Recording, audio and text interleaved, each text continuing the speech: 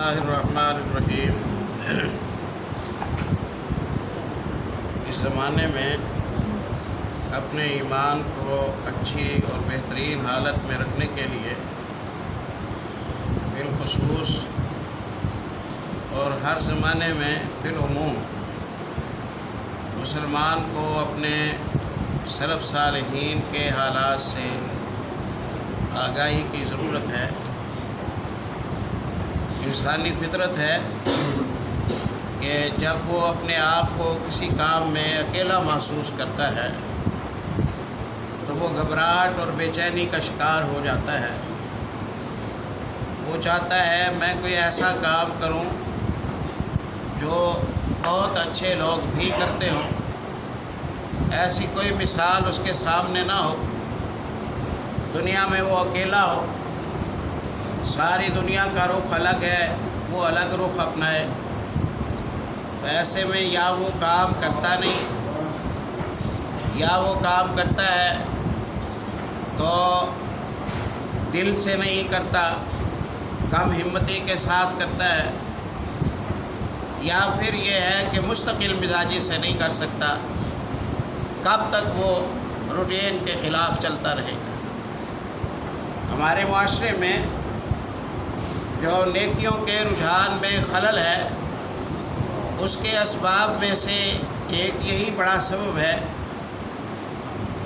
کہ میں کسی بھی نیکی کا جب ارادہ کرتا ہوں تو پہلے میں یہ دیکھتا ہوں کہ لوگوں کا کیا رخ چل رہا ہے۔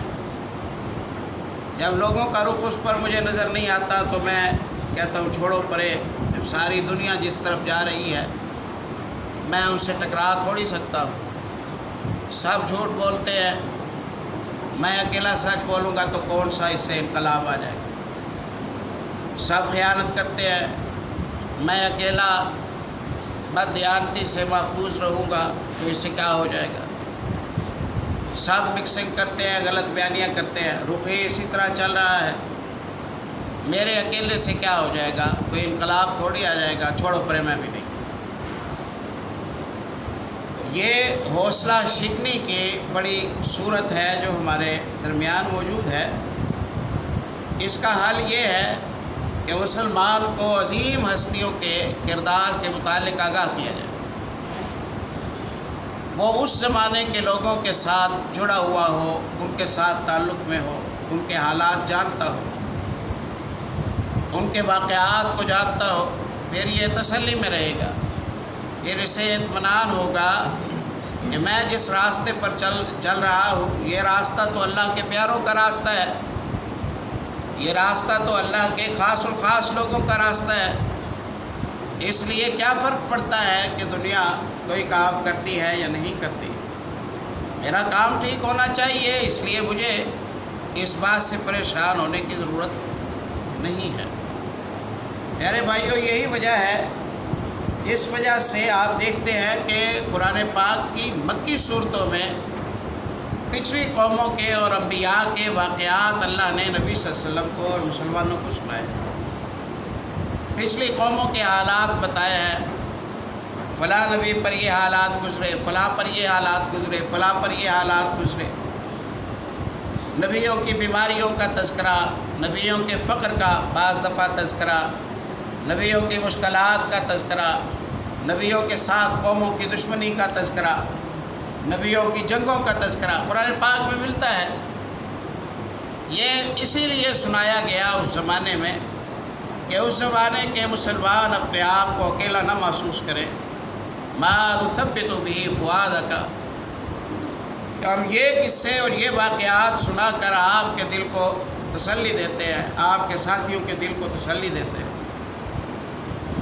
آپ جب دیکھتے ہیں کہ انبیاء ان حالات سے گزرے تو کیا فرق پڑتا ہے اگر اس زمانے کے مسلمان بھی ان حالات سے گزریں تو بندے کو اطمینان اور سکون ملتا ہے۔ رسول اللہ صلی اللہ علیہ وسلم حنین کی جنگ میں آپ صلی اللہ علیہ وسلم نے مال غنیمت تقسیم کیا، پیچھے باتیں ہوئی ہیں۔ مال غنیمت نئے نئے مسلمانوں کو دیا تاکہ ان کے لیے حوصلہ ڈھارس اسلام میں پختگی کا سبب بنے۔ पुराने मुसलमानों को कुछ भी नहीं दिया आप सल्लल्लाहु अलैहि वसल्लम ने। एक शख्स ने आकर आप सल्लल्लाहु अलैहि वसल्लम के इस फैसले पर अपनी बात पेश की। बात में तलखी थी, बात में नाराज़गी का इजहार था। उसने कहा इन्ना किस्मतुन मा उरीदा बिहा वजहुल्लाह, बेइंसाफ़ी की नऊज़ बिल्लाह तक़सीम की है मोहम्मद सल्लल्लाहु अलैहि वसल्लम ने। और इस तक़सीम के दौरान मुझे ये लगता है बस रिश्तेदारों को नवाजने का इरादा था, अल्लाह की रज़ामंदी तो नहीं चाहिए थी। ये सख्त नाइंसाफ़ी की बात थी, बंदा खारजी था। उसने ये बात की रसूलुल्लाह सल्लल्लाहु अलैहि वसल्लम के हवाले से, तो फ़ौरन आप सल्लल्लाहु अलैहि वसल्लम को मूसा अलैहिस्सलाम याद है। आपने फरमाया रहिमल्लाहु मूसा लक़द ऊदिया बिअक्सर मिम्मा ऊदीतु, अल्लाह मूसा अलैहिस्सलाम पर अपनी रहमत फरमा, उन्हें इससे भी ज़्यादा तकलीफ़ें दी गई थी, उन्होंने सब्र किया और मैं भी सब्र करूँगा। उन्होंने सब्र किया और मैं भी सब्र करूँगा। एक मिसाल सामने थी जो दूसरे सब्र का सबब बन रही। और हमने ज़िक्र किया कि रसूलुल्लाह सल्लल्लाहु अलैहि वसल्लम पर मक्के की फ़तह से पहले सूरत यूसुफ नाजिल हो चुकी थी। भाई हसद करते हैं, उस हसद की वजह से चाल चली, वालिद से इजाज़त ली, जंगल में ले आए, कुएं में फेंक दिया, झूठी कहानी बनाई, खून आलूद कमीज़ भाई की जाकर वालिद साहब को दिखाई, मामले को वहाँ संभालने की कोशिश की। परेशानियों पर परेशानियाँ, बेचैनियों पर बेचैनियाँ, बेकरारियों पर बेकरारियाँ।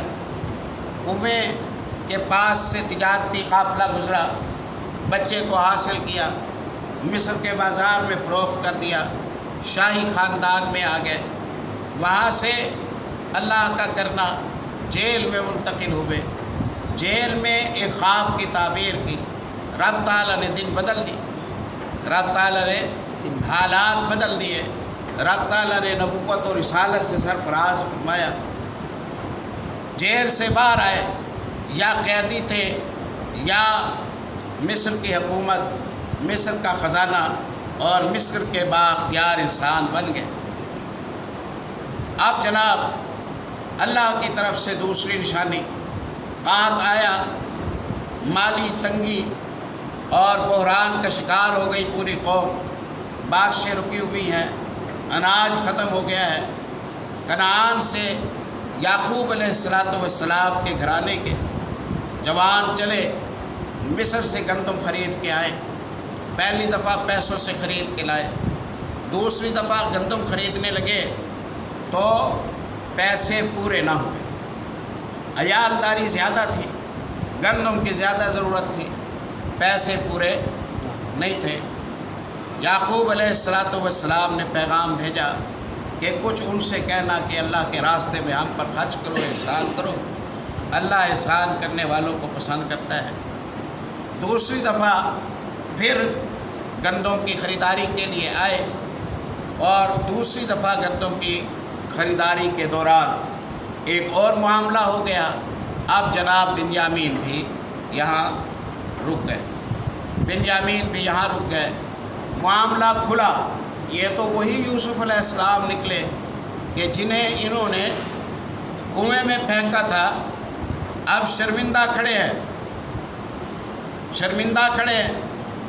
फना कसू अला रूसिहिम, सर झुकाए हुए हैं और कहा इन्नका लांत यूसुफ, लगता है आप खुद यूसुफ है। बात तो हमारे और यूसुफ के दरमियान छुपी हुई है, हमने किसी को बताया नहीं। आप अगर जानते हैं तो लगता है आप खुद यूसुफ हैं। क़ाल अना यूसुफ व हाज़ा अख़ी क़द मन्नल्लाहु अलैना, मैं यूसुफ हूँ और ये मेरे भाई हैं, ये मेरे भाई है बिन्यामीन। अल्लाह ने अपना एहसान किया, शैतान ने हमारे दरमियान फूट डाल दी थी, अल्लाह ने करम फरमाया, हम पर एहसान किया, हम भाइयों को दोबारा मिला दिया। वाक़या पूरा है, ये हालात सुना दिए गए, ये वाक़यात सुना दिए गए।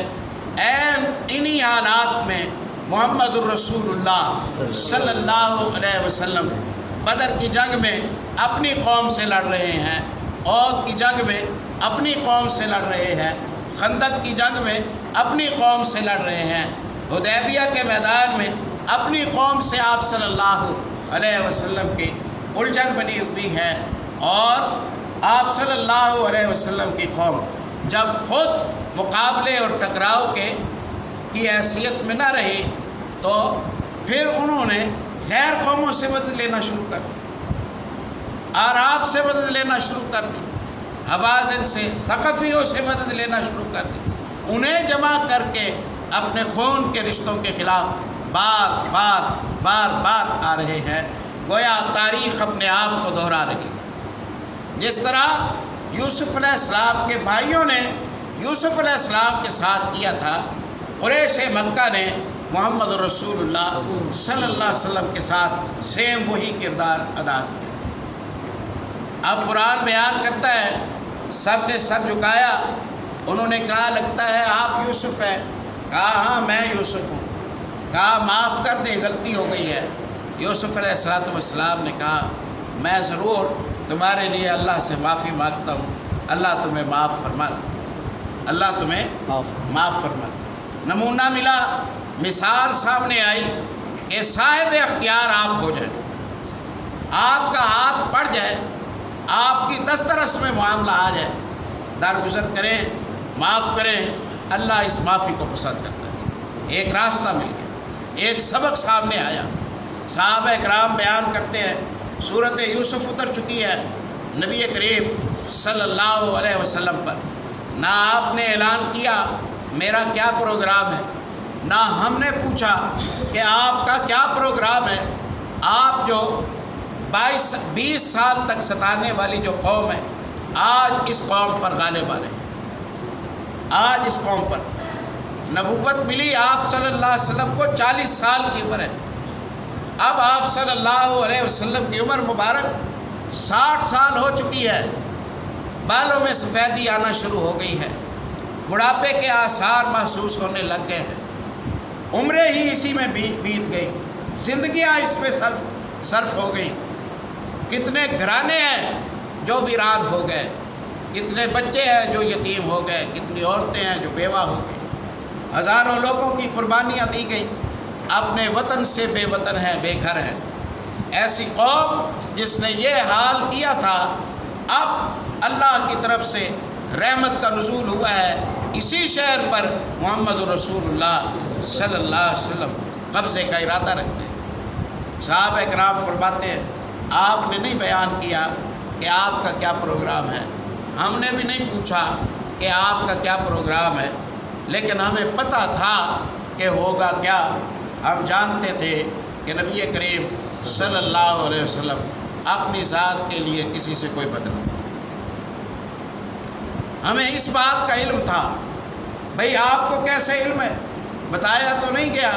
وہ کہتے ہیں ہمیں اس لیے علم ہے کہ سورۃ یوسف اتر چکی تھی اور ہم سمجھ گئے تھے کہ یوسف کے بھائیوں کا جو کردار ہے، محمد رسول اللہ صلی اللہ علیہ وسلم کے قرابت داروں کا، قریش مکہ کا اسی طرح کا کردار تھا، اور محمد رسول اللہ صلی اللہ علیہ وسلم کی فضیلت یوسف علیہ السلام کی فضیلت سے زیادہ ہے۔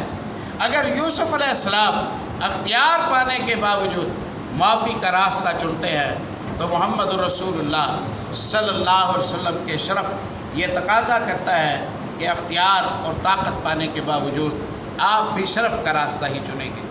آپ صلی اللہ علیہ وسلم ملتزم کے پاس کھڑے ہیں، بیت اللہ کے دروازے کے پاس، لوگ سر جھکائے کھڑے ہیں، منظر وہی ہے جو منظر اس وقت یوسف علیہ السلام کے بھائیوں کا تھا۔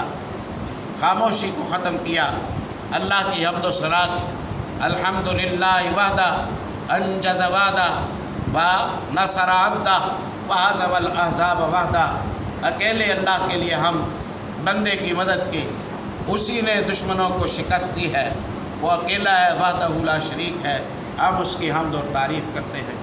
آپ صلی اللہ علیہ وسلم نے اللہ کی حمد و ثنا کرنے کے بعد آپ نے فرمایا تمہیں مجھ سے کیا توقع ہے، میں اب کیا فیصلہ کرنے والا ہوں تمہارے لیے، تم بھی تو کوئی اندازہ لگاؤ کہ میں کیا کروں گا اس قوم کے ساتھ جس کا 20 سال کا کردار تمہارے اور میرے سامنے ہے۔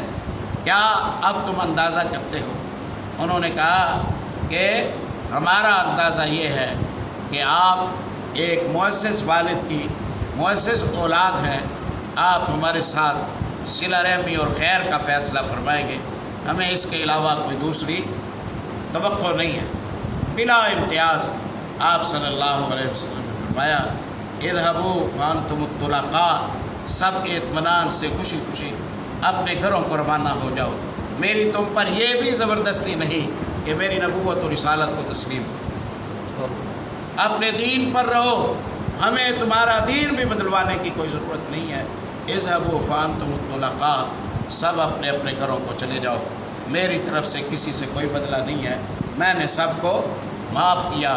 لا تثریب علیکم اليوم، جو بات یوسف علیہ السلام نے کہی تھی سیم وہی بات محمد رسول اللہ صلی اللہ علیہ وسلم۔ جب آپ تنہائی محسوس کریں، جب آپ یہاں معاشرے کا رخ اور دیکھیں، آپ کا عمل صالح کے حوالے سے ارادہ اور رخ پر چلنے کا ہو، اور آپ وحشت اور تنہائی محسوس کریں، دل چھوٹا نہ کریں، سلف صالحین کی طرف پڑھیں، صحابہ اکرام کی زندگی کی طرف پڑھیں، انبیاء کے قصص اور واقعات کو پڑھیں، سورۃ قصص کو، سورۃ ابراہیم کو پڑھیں، سورۃ ہجر کو پڑھیں، سورۃ یوسف کو پڑھیں، سورۃ انبیاء کو پڑھیں، سورۃ مریم کو پڑھیں، سورۃ النمل کو پڑھیں۔